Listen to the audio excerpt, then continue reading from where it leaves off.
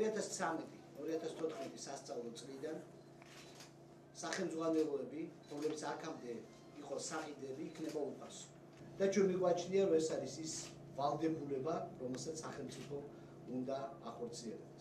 და 20 წელიწადია აი ამათი ოჯახებიდან გადის 200 ლარი, 300 ლარი და 400 ლარი. აი ამ ბავშვების იმისთვის, რომ მათ მიიღონ განათლება.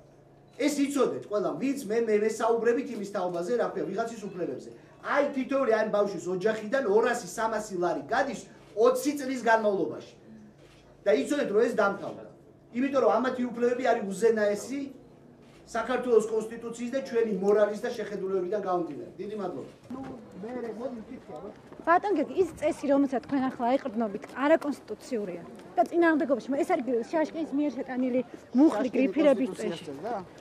არას ინტელექტუალური საკუთრება არის ხელშეუხებელი, ბატონ გიორგი.